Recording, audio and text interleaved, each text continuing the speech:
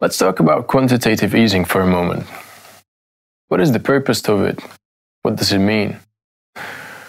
The title itself is self-explanatory. Quantitative means quantity, in this case of money. Easing is easing the pressure of the markets or restoring confidence of players in the markets. Why is it being done? The pioneer of this approach, of this unusual monetary policy, is the Bank of Japan, which has begun with this practice shortly after the break of the new millennium. It has entered the banking market and purchased bonds, government bonds, treasuries, mortgage-backed securities from the market and gave some extra cash to the banking system in exchange. Soon enough, after the big financial crisis of 2008-2009, the Federal Reserve has followed suit, and it didn't take too long until the Bank of Japan, the Bank of England, and the European Central Bank followed again.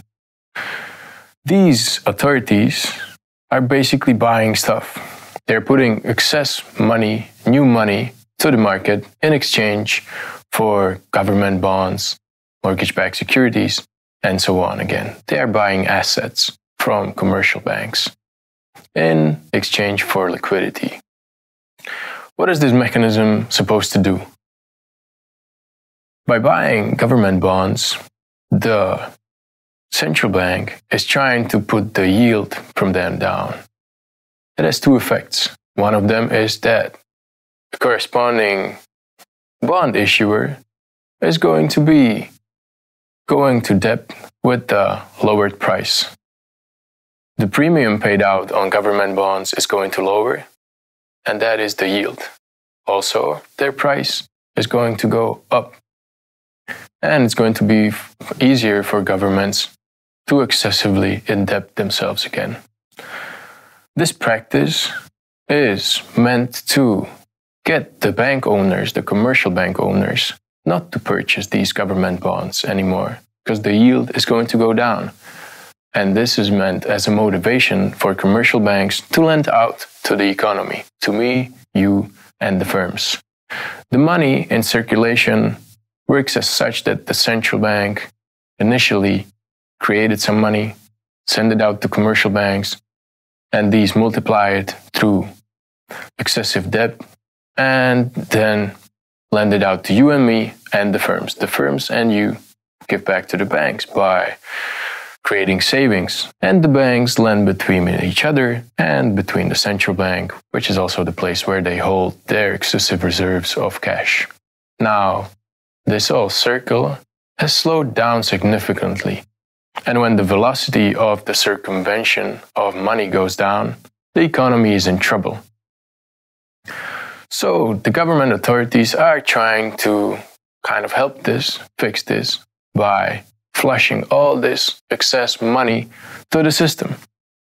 This is supposed to, again, motivate the people in the commercial banks to lend out and create investments, create more consumption, and get everybody to buy stuff in the real economy, hence boost production. Will this approach work though? It's hard to say. The positives of it stem from the quantitative easing undoubtedly preventing a huge scale catastrophe in the economy, something like we have seen in the 30s. The money creation through asset purchase has also its negatives though.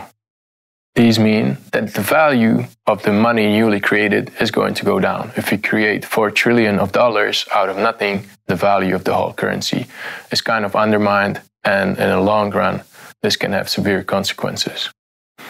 At the same time, it motivates governments to be less accountable for their actions, because now, with the lower yields, they're going to go in debt with lower costs. What about an exit strategy from this, or quantitative tightening? Well, for this one, I advise you to look at the taper tantrum, which was a phenomenon created in 2013 when the Federal Reserve announced that it is going to do a rollback on quantitative easing. So far, none of the countries which has worked with this approach has come to a solution on how to tighten the quantity of money again and get all the excessive money from the economy back to themselves. This is a big question for the future, poses huge challenges for policymakers as well as central bankers, and could be crucial for economic performance of the whole world.